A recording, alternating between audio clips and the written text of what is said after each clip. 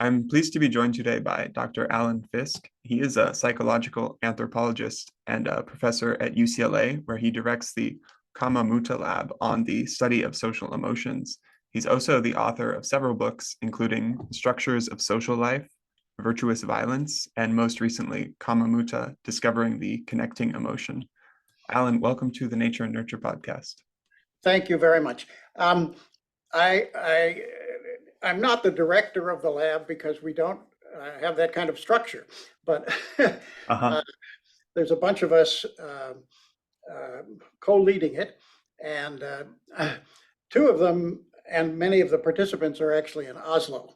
So, so we meet every couple of weeks, but on Zoom. But there are more people in Oslo than there are here in California. That's excellent. I'm sure there's a story for how this all got started. Sure. Yeah. One of Thomas Schubert and Beata Siep, the other co-directors, are old friends and old collaborators, and we were just with along with Lottie Thompson, we were just taking a few days off in Norway and hanging out. And in the conversation, Thomas said, "Here, let me tell you about his daughter that was then I think was about 7, and he found himself crying at some of the movies that he thought were trite, that were so appropriate for a 7-year-old, right? Mm-hmm. But why would he cry? And then he said he cries in superhero movies too. And he said, what emotion am I feeling? So that got us started, because he said he felt very good. He didn't feel sad, wasn't at all sad. And we've been working on that problem for I guess 12 or 13 years since then. Yeah. So Kama Muta is Sanskrit for being moved by love. Is that right? It is. It's not a common phrase. In Kama is is love, and that's very a widely used word. And Muta is a perfectly ordinary word. The phrase Kama Muta doesn't appear very often in the ancient texts, but it's perfectly intelligible. We didn't name it that because we thought that the speakers of Sanskrit at the time when Sanskrit was a widely spoken language, we didn't name it that because we thought that they understood emotions or this emotion better than we do. We just wanted to be able to coin a term. And so we could have called it, Kappa Mu, or we could have called it emotion number 76. That would, but that didn't sound quite as elegant. So it does sound quite elegant, and it makes it seem like we're now all insiders on a very particular set of research, set of knowledge. Well, I hope that you'll all become insiders and join us in studying this, because it's I mean, once we started studying it, we searched very thoroughly, and you could find a mention of it in the very first textbook ever written in social psychology 100 years ago and so forth, but a paragraph. But the emotion was not on any contemporary emotion researchers' list of emotions that people feel. It wasn't in the textbooks or the review articles. It just wasn't recognized. So that's been fun to sort of, in that sense, we've discovered something. I'm excited to learn more. Now, this is a relatively recent line of research, and you've had a long and distinguished career even before Kama Muta. Maybe we could talk about that. Off camera, you were mentioning how way back in undergrad, you were studying social relations as an interdisciplinary field, and maybe we could pick up from there and talk about how your career evolved. Well, as an undergraduate at Harvard, I majored in social relations, and there was a department of social relations which combined developmental and cognitive psychologists and other social psychologists, sociologists, and anthropologists. And it was an attempt not just to teach undergraduates that stuff, but to see if those fields could be integrated. And in the end, it didn't work because nobody else had a similar, department. And I don't know the history of why they undid it. But so my undergraduate major was in this amalgam of social science and behavioral science fields, And then later, when I went to graduate school, I got a master's degree at the University of Chicago in their wonderful one-year divisional master's in social science, where you can kind of take whatever you wanted, and took evolutionary biology as well as social science and so forth. And then I went on to get a PhD in the venerable program there. It's been around, I don't know, 85 or 90 years, called the Committee on Human Development. University of Chicago has a lot of PhD granting programs that are interdisciplinary in nature, and that one is an absolutely wonderful one. And so that the Committee on Human Development was was somewhat like social relations. It was a lot of developmental psychology, cognitive psychology, a lot of anthropology, a lot of evolutionary biology, some sociology. Mihai Csikszentmihalyi, the guy who invented the concept of flow and who invented experience sampling, was on my committee, and he was in the committee. He was in human development and so forth. So my training all along has been multidisciplinary, let's say, or When was this relative? undisciplined or something.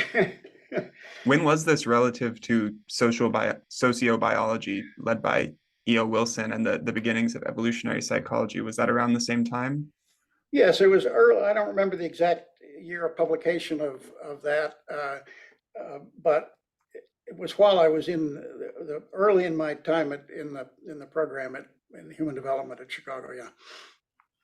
And then from there, you leaned into the anthropology end?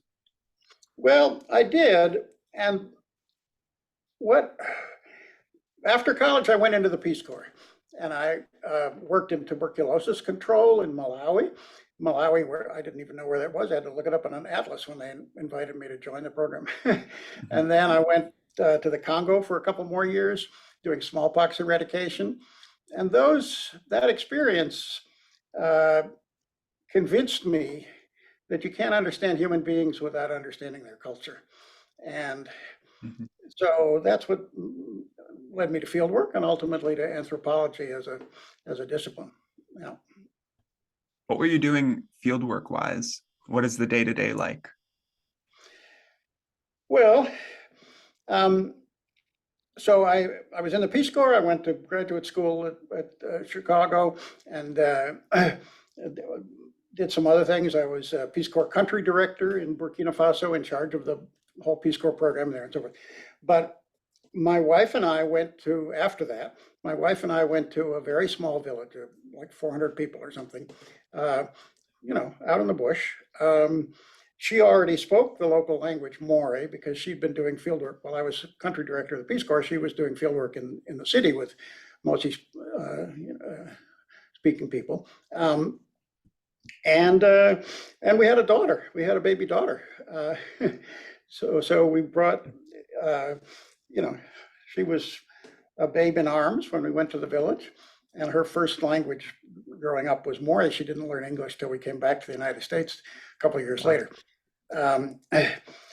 And I wish I had been able to learn the language as fast and as fluently as she did, but but I did learn to speak it fluently, although unlike her, I'm not a native speaker. But anyway, we did participant observation. We participated in everyday life, and there were some things that we didn't participate in. We didn't farm, because if we'd farmed, we wouldn't have had time to, for anything else. Mostly people generally are married, but they also take lovers, and I didn't do that. So, there were a few lines there that we didn't cross in terms of participation, but mostly we participated in everything else and everything we reasonably could, and observed. And the observations and the participation led to interviewing, but the mostly didn't like to be interviewed much. So they don't like questions. They don't like to reveal themselves, and so we really relied on the participant observation. Yeah. And were you welcomed as one of them, or was it more like living side by side, sort of as outsiders? Well, the Mosi have a very, very strong tradition of welcoming visitors and settlers and so forth. So there was never any question at all about whether we could, we went through we asked the minister, we spoke we got permission from the Minister of the Interior and the Minister of Scientific Research, and then the district commissioner and the sub-district commissioner and the paramount chief and then the village chief and so forth. But they said, sure, of course. And I visited quite a few villages, but when I picked a village, I humbly asked if I could move in there. And the chief said, sure, of course. And I said, where should I move? He said, well, that's up to you, wherever you want. And so I picked a place that I mistakenly thought would be shady. It turned out that the tree that I picked loses its leaves in the hot season. And it turned out the place I picked is also a place with a lot of water runoff in the rainy season. So my mud huts nearly got washed out a couple of times. But anyway, no, they're always welcome. They're very hospitable and they have a very strong norm. If anybody wants to live there, they're welcome. And so I built my huts on the cornfield. I mean, every inch of land that's that can be cultivated is cultivated. So you couldn't build anywhere without building on somebody's field. And the cornfields are what's around the houses. So I asked this very old guy, who, interviewing him later, I realized that as a boy, he'd seen the arrival of the first Europeans in this part of Africa. And he was kind of astonished that I wanted to move there, but he said, of course. And then I was talking to an assistant that I was working with the first few weeks. And I said, let's pay a fair price, whatever, let's pay triple, the fair price. And my assistant just looked at me like, what are you talking about?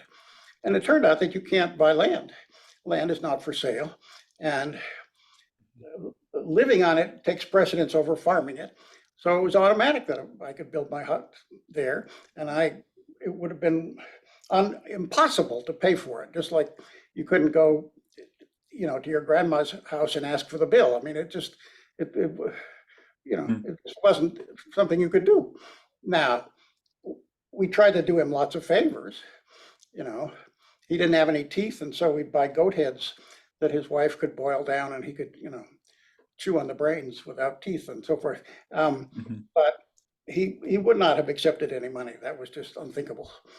And yet we were using up, a chunk of his cornfield. This is fascinating. Now, did this all lead up into your first book, Structures of Social Life? Yes, it did. Although the theoretical foundation for that developed, while I was doing my PhD work and my, dissertation proposal and that sort of thing. But the theoretical framework was developed further in the field. Yeah. And what are some of the main points from that we could share with our audience? Well, the main point of that book and much of my work since then has been that, unlikely as it seems, there are just 4 relational structures that people use to coordinate almost all social relations. And whether it has to do with, transactions of material things or organizing work or organizing games or just about anything that human beings coordinate, they do it in one of 4 ways. And then there are some variations specific to particular cultures and so forth in how they implement each of these relational models. But just as there's an analogy that makes this seem a little less crazy. The universe has structure, right? And there are lots of very organized things in the universe, but how many forces are there in the entire universe that give the whole universe its structure and every single object in it? There's just 4. The strong nuclear force, the weak nuclear force, electromagnetism, and gravity. That's what gives the whole entire universe and your door and your, my chairs, their structure. And so it's not impossible that a very complex world can be organized out of very simple connections. And that's been my argument.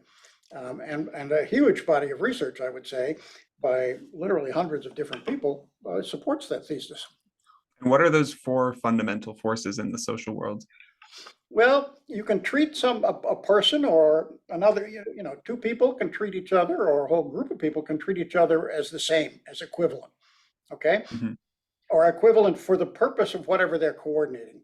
So you can just say the food in the refrigerator is ours and doesn't belong to anybody, it's just ours. Or it's our joint responsibility to clean the house. Or it's our joint responsibility to defend the nation, right? Or whatever. So that is what I call communal sharing.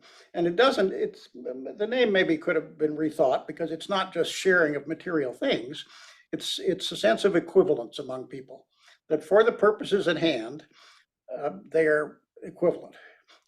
Mhm. And the second one is our legitimate hierarchies, what I call authority ranking, where the subordinates owe respect and deference, but the superiors have a responsibility to guide and protect and stand up for their subordinates.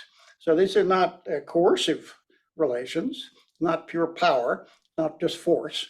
Mhm. Although having legitimate authority sometimes in some contexts, in some cultures, authorizes you to use force, like a schoolmaster 150 years ago was supposed to use force to make students learn, right? Mhm. But he didn't become schoolmaster because of his beating people up. That's not that Right. was a yeah. So that's called authority ranking, and it's the relationship that you have with among officers in the military, to some degree between students and teachers in some contexts, right? Mhm. Or between people and their deities. Um, yeah. And then the third one is relationships that involve, for example, turn taking, balanced reciprocity, tit for tat, and basically balance and equality. So you can imagine a pan balance, right, where the two Mhm. sides are even. Well, that's kind of the the icon for for equality matching, and those Mhm. are relationships in which people keep even or know how far out of even they are. So if you and I drive a carpool, right, I might get ahead a few turns, right? So now that I'm 2 turns ahead and you owe me 2 turns, right? But we know how to Mhm. make things equal, and we don't let things get too unequal, right? Right. Um, And how is that different from the communal sharing? well, in communal sharing, this stuff is just ours. We don't keep track of who does how much or whatever, right? Uh-huh. We don't try to keep things in balance. Um, if you have a baby, you just take care of it as much Mhm. as it needs. And then maybe the baby will grow up and take care of you if you need it. Maybe it won't. So I Maybe guess like in physics, you can have multiple of these forces overlapping. So for example, if you're thinking of food in the household, that could both be communal sharing, but also something that involves turn taking or equality, where it's like you don't want one person to hoard all the cookies. well, it might be that the cookies you divide equally, Hmm. but everything else is shared. Shared just to help yourself, right? So yeah, I mean, to get a complex system of coordination, you use all of these in various ways, and you use them in sequence. So the teacher is in an authority ranking relationship with the middle school students, and she may tell them hold an election, which is equality matching, right? Or conversely, people hold an election, which is an equality matching decision making process, to pick a leader who now has an authority ranking relationship over them. So that's how you get a complex society, is by linking these together. Hmm. The fourth form of relationship is proportionality. And I wish I could rename it, but it's called market pricing. And it's a bad name because it implies money and and the economic model, which it's not. It's not the economist model or the evolutionary biologist model of rational actors, because it does not imply maximization, competitiveness, selfishness, and so forth. Those may be present, but they can be present in any of the relationships. But if you organize a relationship in by some sense of proportionality, right? Um, then if you sentence people to jail sentences in proportion to what they did wrong, or you reward people in proportion to their merit, right? Those are market pricing relations. And if you grade people, if you give points, a certain number of points for the midterm and a certain number of points for the weekly essays and so forth, that's a market pricing system, because everything has a value proportional to everything else. Mm-hmm. Now, do you get things like altruism emerging then when someone goes out of their way to imbalance the scales? So normally you would have this tit for tat or this proportionality, but if someone gains a reputation as being exceptionally generous or exceptionally stingy, that's a signal that they're violating the expectation somehow? Well, altruism is a funny concept, and it comes out of moral philosophy and so forth. So it's a bit orthogonal to these, but it's often in communal sharing relationship, people are caring for each other in a way that is non-calculating, right? It's just doing what's needed. And you might call that altruism. If I am in a relationship with an individual or with a whole group of people, and I just do whatever is needed without getting anything back for it, without expecting any reward, that's what you do in a communal sharing relationship. It doesn't ever have to be balanced, and I don't expect it to be balanced. It could be that sometime I'm in need and people take care of me, or it could be I never need it. So a lot of what is called altruism is part of communal sharing, but not all of it. The leader in an authority ranking relationship should stand up for and protect his or her subordinates, and that may involve doing things that are very costly or dangerous, right? And conversely, in some authority ranking relations, the superior person or persons can order the subordinates to sacrifice their lives, right? So then you say, well, that looks like altruism, but yeah. Of these structures of social harmony, I could see flowing into your research on Kama Muta, and I'm guessing in the long run they did, but in the middle of that, you did a detour, so to speak, writing this book on virtuous violence, which on the surface sounds like the opposite of being moved by love. What's the story to that one? Well, it's long been supposed by Western social scientists that violence occurs when morality breaks down for some reason or another. Either people fail to control themselves or they fail to perceive moral obligations. And my impression from my fieldwork in Africa and reading ethnographies was that that's rarely true. Might be true sometimes.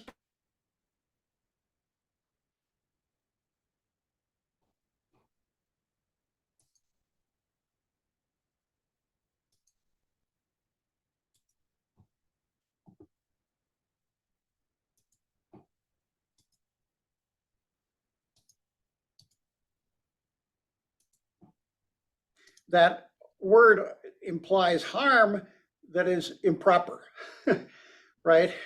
Because you don't use the word violence for legitimate harm, right? So if you try to say, how do we explain violence? Well, there isn't very much of it. There isn't very much illegitimate harm. That is, where the perpetrator perceives it as illegitimate. Now, the thesis of the book is about the motives of the perpetrator at the moment of doing harm. Later on, they may have different standards and different, perspectives on what they did, right? And other people looking at this may think it's immoral. But what I was trying to do in that book is explain the motives and the moral framework that people have when they hurt other people.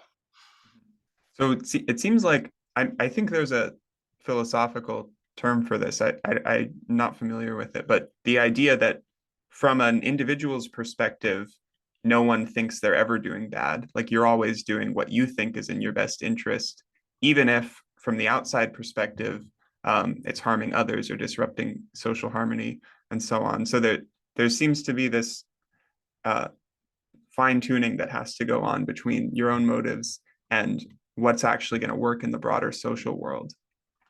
Well, I think that sometimes occasionally people do things that they realize are wrong. They, Uh-huh. for a reason or another, and that are harmful for other people. But mostly what I'm talking about are people doing things that their peers, their reference group, right, their subculture applauds and says, good for you, right? So if somebody is hitting on my girlfriend, there are cultures in which it's appropriate for me to use violence against that person, right? Right. And it's not that I am the only one who thinks that's right. It's that my peers think that that's right, and they say, "Good on you, good for you for doing that," Mhm. right?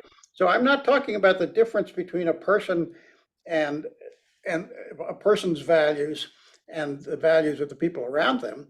I'm talking about cases where people are motivated by norms that they share with a lot of other people. From an evolutionary perspective, there are certain emotions that every human will experience, like love or anger. But then there's a ton of cross-cultural variability on how those are expressed or when those are allowed to be expressed. So, like if we've all evolved some sort of impulse for violence that's expressed in different scenarios, what determines whether a culture is one where, like in the example you gave, if if someone is hitting on your girlfriend and that's disrespectful, when is violence okay versus not? Because you would think that humans would kind of just come into consensus on one, and then that would become the cross-cultural universal, but that isn't the case. Well, I think the answer is a complex historical one. So you have to look at particular cases and particular norms and, why do we have wars, right? And Mhm. why do we have feuds in cultures that have feuds, right?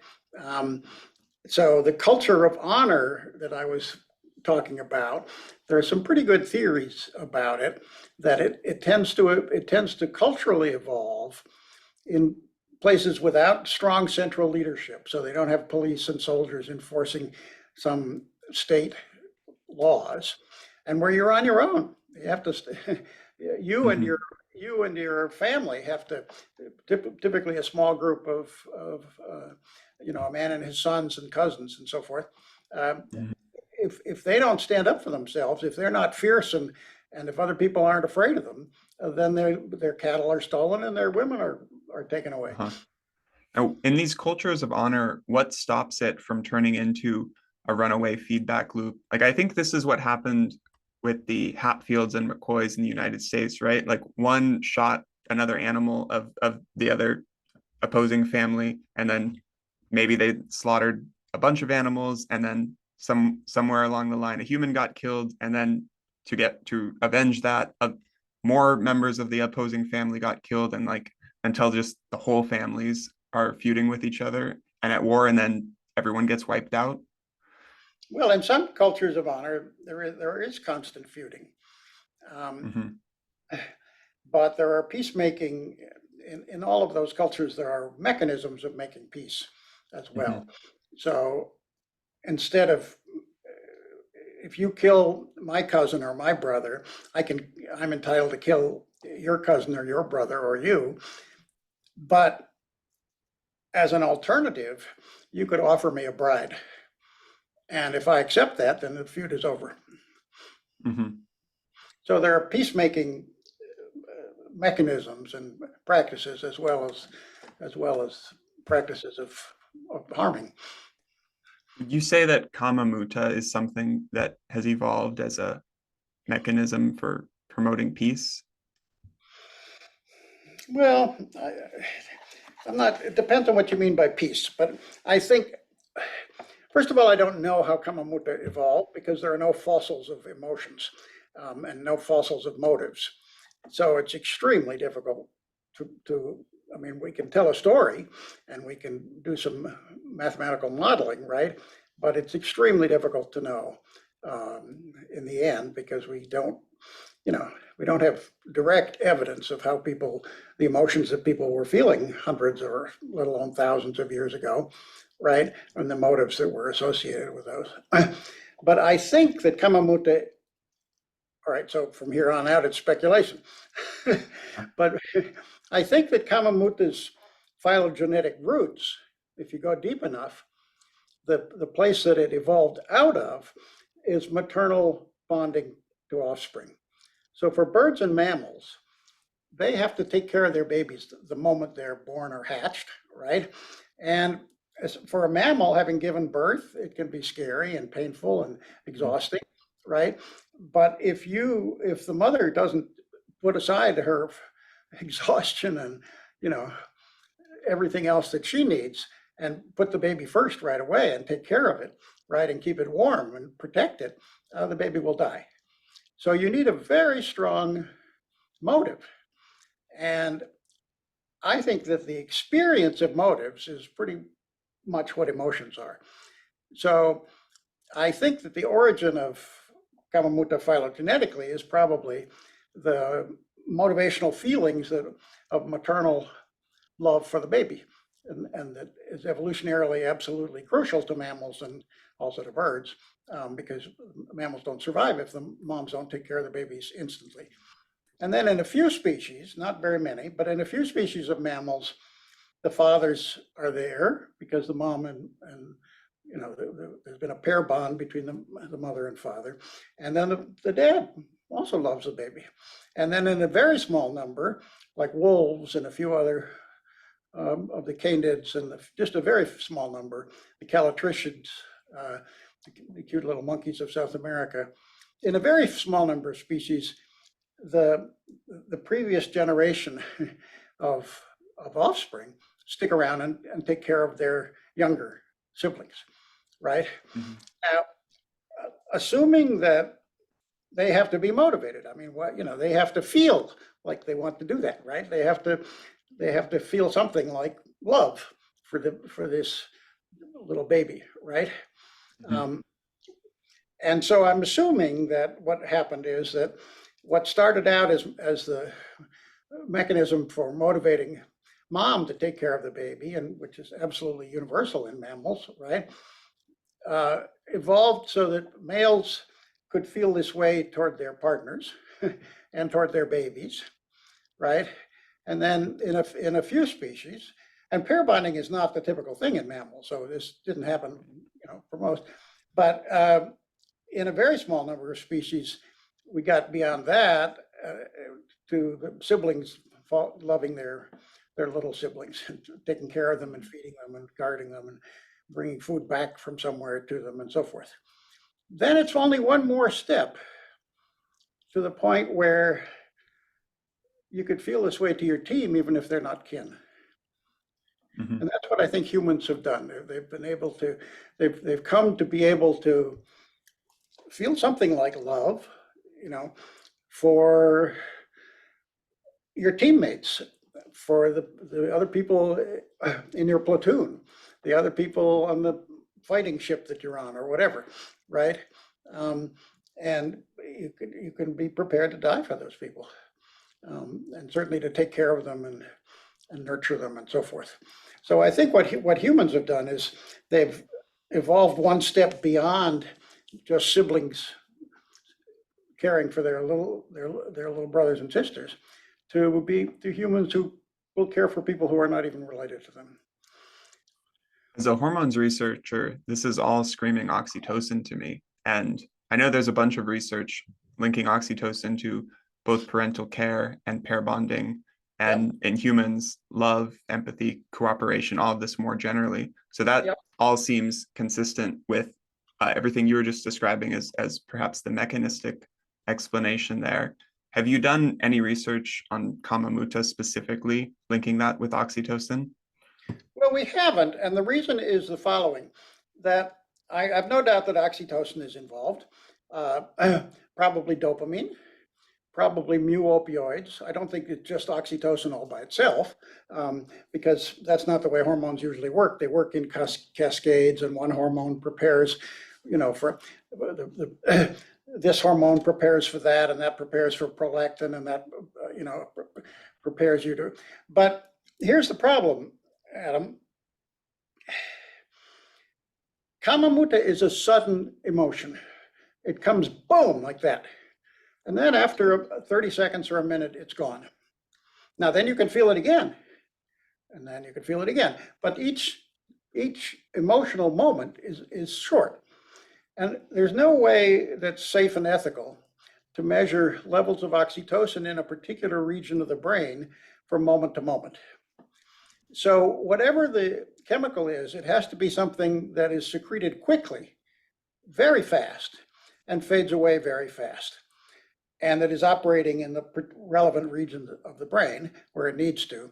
And until we can find a way to study moment to moment oxytocin and vasopressin and mu opioids and so forth, dopamine, in the particular places in the brain where they're active, we won't really know. I missed that key focus on this being a sudden feeling. I'll take this definition from your website. Kama Muta is the sudden feeling of oneness, love, belonging, or union with an individual person, a family, a team, a nation, nature, the cosmos, or God, or a kitten. Yeah. And it is very sudden, but it doesn't last very long. Now, the motives that come out of it can last a very long time. You can have mild moments of Kama Muta that don't produce much motivation, but you can also have life-changing ones where you have this baby and you will die for this baby. You didn't ever know how much you could love a being, but this is it. This is your baby, right? Or a moment with your teammates or with God, right? That just utterly changed your life. But each phenomenologically, the moment of Kama Muta, as far as we know, in all the cases we've looked at, doesn't last longer than a minute, maybe. I mean, approximately, right? It might be 30 seconds, might be a minute and a half, but not for half an hour, and not even for 5 minutes. Now, you could feel it over and over and over again, and if certain movies, if they're brilliant, or certain songs that you might listen to, right, are going wham, and then bam, right? So if we're going to explain this hormonally, we've got to explain something that is an instant hormonal release that is then quickly absorbed or ceases to act on the receptors. So speaking non-scientifically, these ideas of feelings of oneness with nature and love for the cosmos and so on, they sound like very hippie ideas. But speaking scientifically, it also seems like there's some connection there to psychedelics, because if you're familiar with any of the research being done at Johns Hopkins by Roland Griffiths and his team, this seems like they're reporting on experiencing Kama Muta in these randomized double-blind placebo-controlled studies with psilocybin. Although I'm not sure if they're actually using the term Kama Muta or using your measures. I don't think they're using our measures, or at least they haven't told us they are. I think it varies with the psychedelic, and it varies with the setting, who you're with, what you're expecting, and so forth. The recreational drug that reliably and powerfully evokes Kama Muta is MDMA, so Molly or ecstasy. And that I've had undergraduates do participant observation, watch people take it and take it themselves. And boy, it really produces very powerful Kama Muta. And also it makes you more likely to feel it from things that would make you feel it anyway, but then you feel it more strongly. So you mentioned dopamine effects and opiate effects. Is this something related? Well, MDMA in the animal studies seems to evoke the release of oxytocin. So here we're back to that. But I'm not I'm not a neurochemist, and you know, I would love to team up with somebody who had some new methods, so we could see where the oxytocin is, and where the mu opioids are, and where the dopamine, is, and where the Hmm. and where they're binding to receptors, and do it in real time, and that would be interesting, I think. But we don't need that in order to identify instances of Kama Muta. Uh, when when you tell people about what it is, they they recognize it the next time they have it, and sometimes Yeah. they remember instances of it. And also another thing is that there are certain sensations and things that you have when you feel Kama Muta, but not always. And people vary in this, right? But if Kama Muta feelings are strong, you're likely to get moist eyes or cry. If Kama Muta feelings are strong, you're likely to get goosebumps or chills or both. You are also likely to get choked up. You get a lump in your throat and you can hardly talk. Hmm. um, but all of those are not enough by themselves, because other things, fear can make you choked up, and the uncanny experiences can make can give you goosebumps, and lots of things. You can drop a brick on your foot or be terrified and cry for that, right? So it's in the context Hmm. of other things that those are indicative. But there is one sensation that people report, although I personally don't feel it, but that seems to be fairly specific to Kama Muta, and that's the warm, fuzzy feeling in the left side of your chest. Now, Uh, some people don't, like myself, I don't have this feeling, but many, many people do, especially if Kama Muta is strong. They have some kind of pleasant feeling that they, not always, but they sometimes describe as warmth in the left side of the chest. Now, that's a mystery what that actually is, because the anatomists tell me that there are no thermal sensing neurons inside the thorax. yeah. And it's not on the surface of the skin, because that's not where people report that they feel it. And if you use a very sensitive thermal camera, you don't see warmth on the chest at the point where people are saying they're feeling it. So I don't know what they're actually feeling, but it's a very common report that people have. And Hmm. I think it's not because of this, but people feeling Kama Muta often go like this. Now, I don't think they're going like this because they have warm feelings in the chest. I think it's a reflex hug. I like So that idea. if the baby were there, you'd be hugging the baby. But and then there are parts of the world and there are contexts in which this becomes this gesture becomes adopted to mean sincerity. I come in peace. I come in Hmm. friendliness, or I pledge allegiance to the Yeah. flag, and so forth. So because this is such an automatic gesture of affection and friendliness, it gets adopted for, as a conventional gesture as well.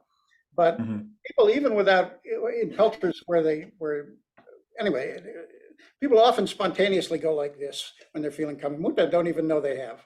Yeah. Or like a really pleasant surprise. You get a great gift, and you're like, I'm so touched. Yeah. But it's interesting that the emotion is simultaneously coupled with these physiological sensations that you would normally get from something like fear, like the goosebumps or the chills that you mentioned.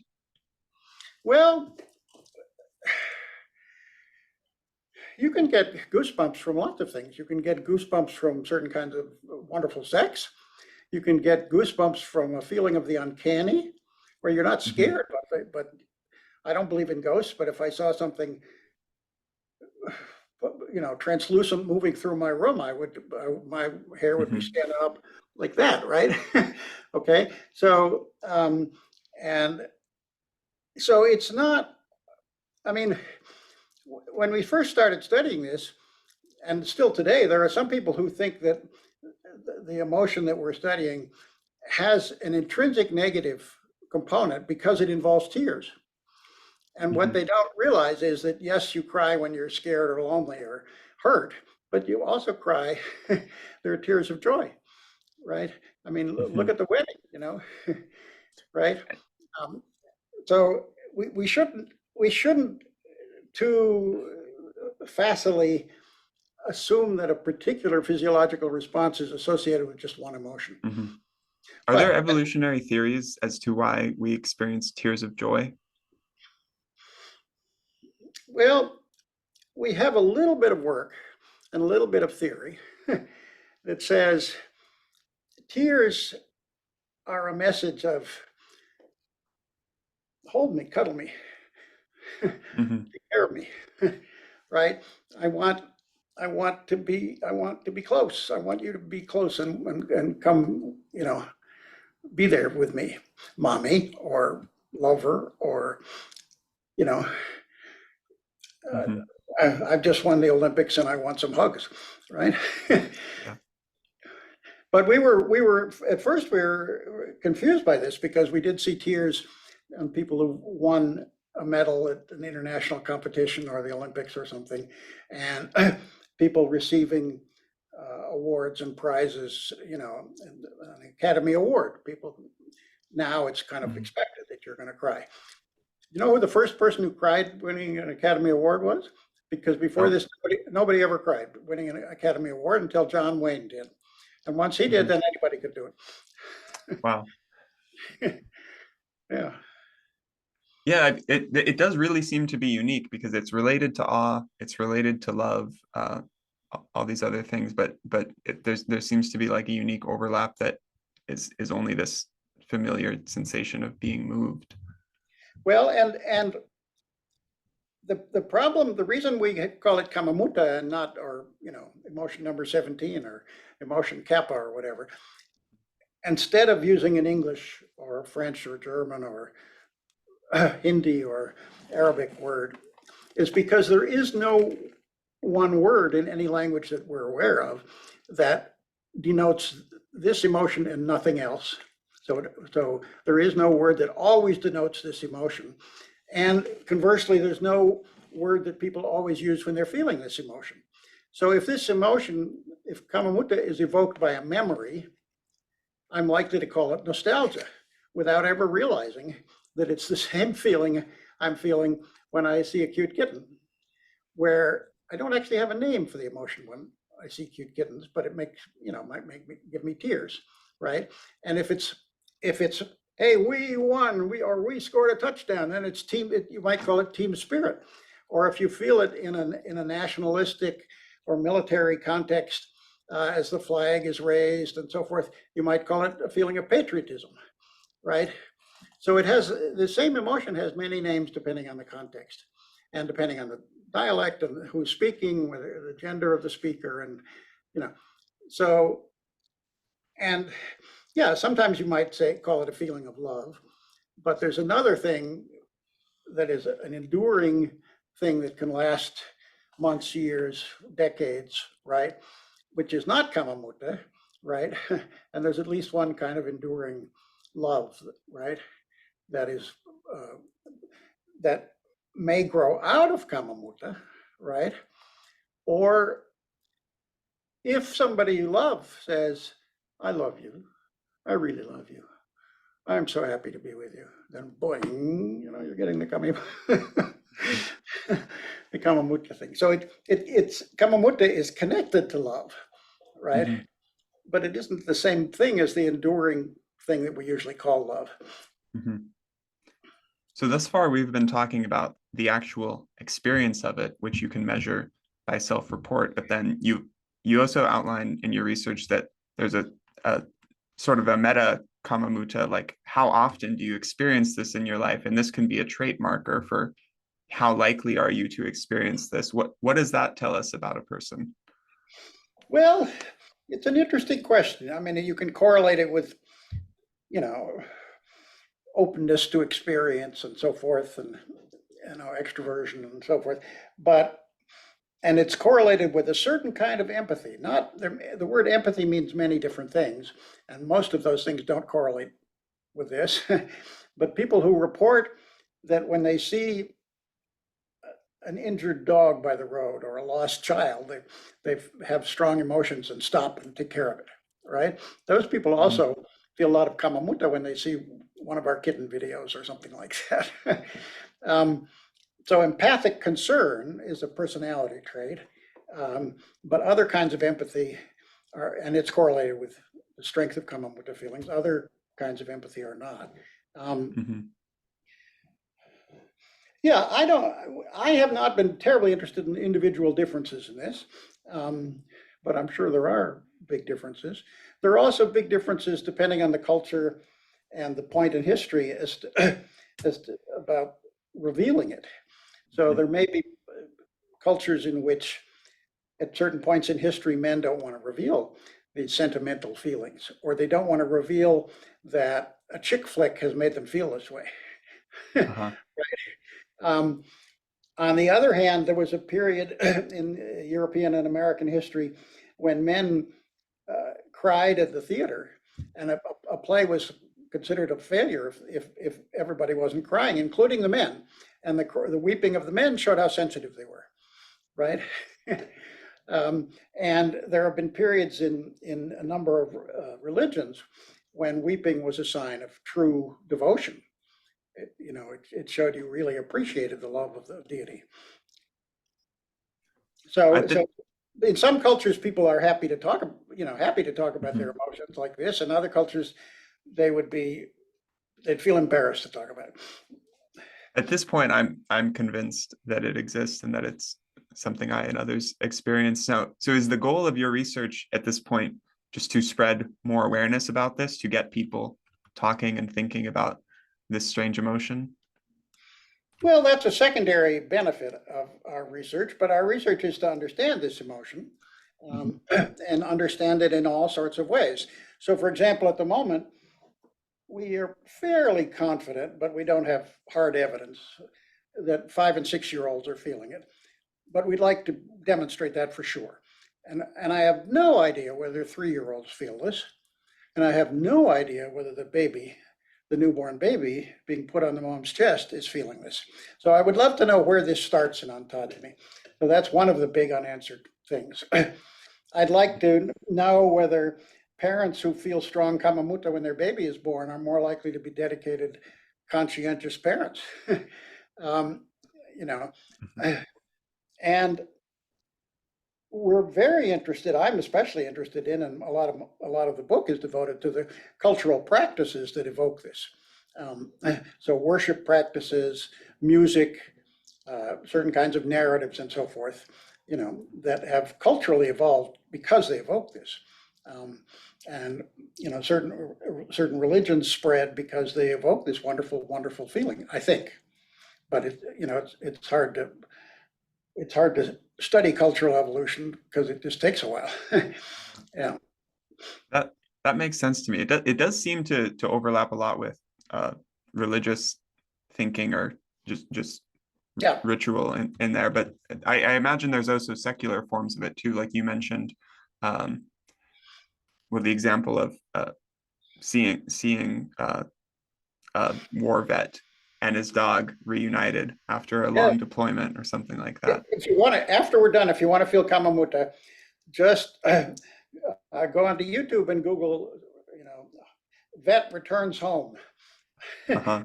You get these compilations where they just show one scene after another of a veteran coming back and surprising his girlfriend or her boyfriend and surprising the dog and surprising Uh-huh. the kids. And every one of them will make you weep with Kama Muta. Yeah. Do you So, think it's related to imitation?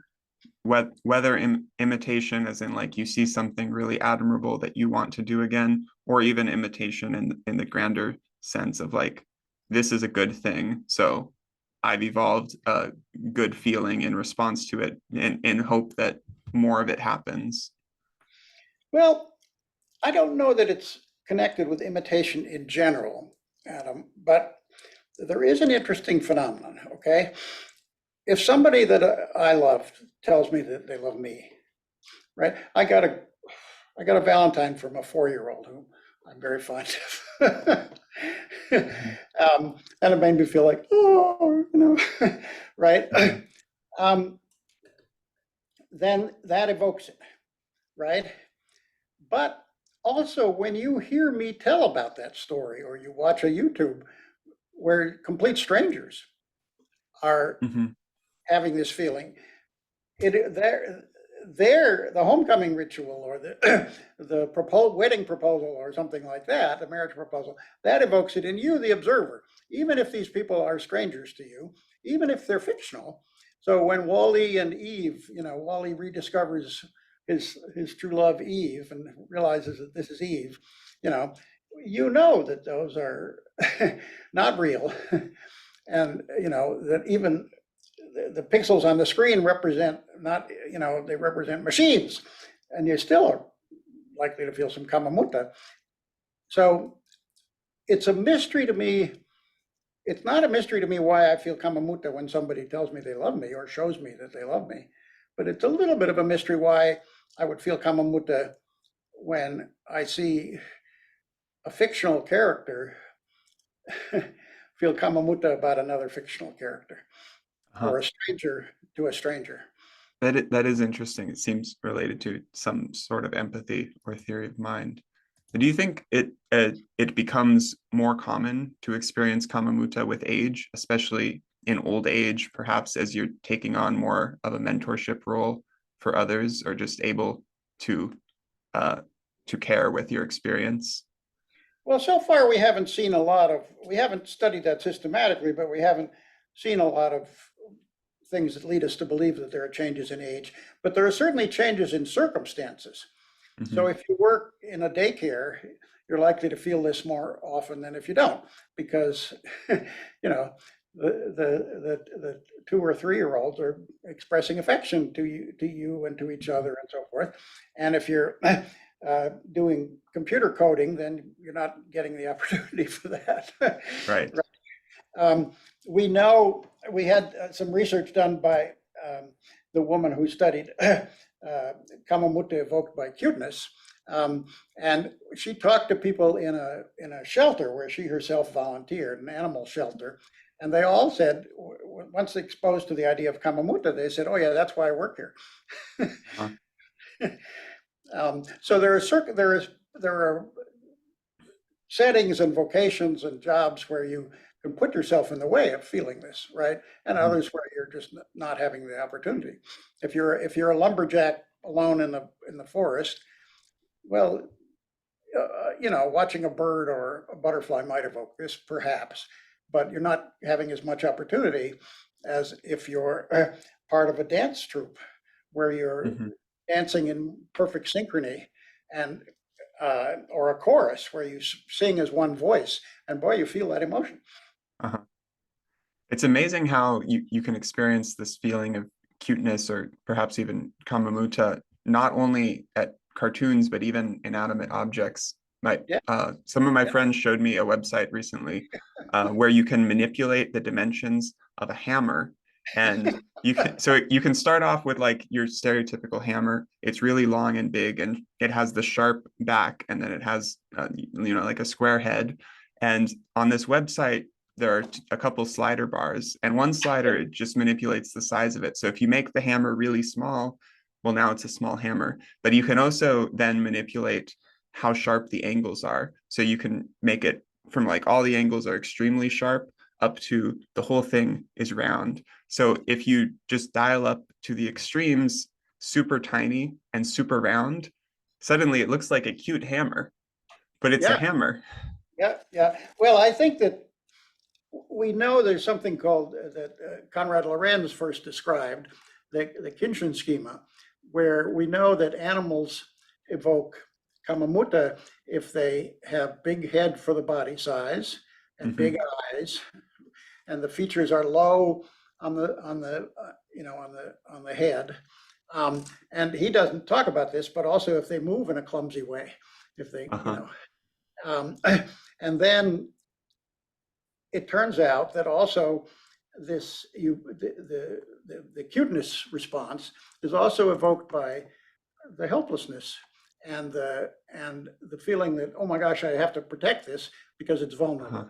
So the more vulnerable you think that kitten is, the more Kama Muta you feel when you see it.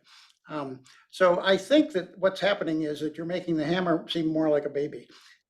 Yeah, Like exactly. yeah, Even Wally, he has the big eyes, and on one hand, rusty metal isn't cute, but the fact that he's rusty in this futuristic era means he's kind of helpless and he's a bit clumsy in his motion. that's right. That's right. Well, and what Kama Muta motivates you to do is to take care, Hmm. to be caring of either the person who's evoked this in you, but also when you feel a lot of Kama Muta, you want to take care of everybody. Hmm. You know, you want to give everybody a hug. You know, you want to be kind to everybody. It's interesting how non-specific it could be, but it does motivate caretaking for the the baby or your true love that evoked the feeling. I think that's a great optimistic place to close. Thank you very much for your time, Alan. My pleasure. My pleasure. I want to say that if people just have insights into this emotion, if there are contexts in which they feel it that we might not have thought of. I mean, like I found out that some people feel a lot of Kama Muta when they listen to marching bands, you know, and other people, in other, certain kinds of music and other people, other things. Anyway, if people have insights into this, I'd appreciate that. Be happy to have them email me.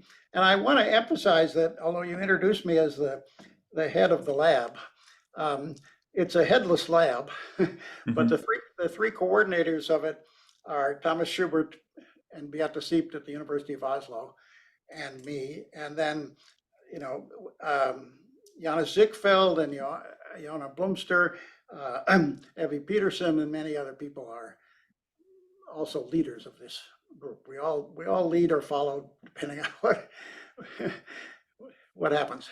Yeah. I'll link the website in the description, and our listeners can learn more about that there. Thank Alan, you thank very you much. again. Thank you for the opportunity to talk to you.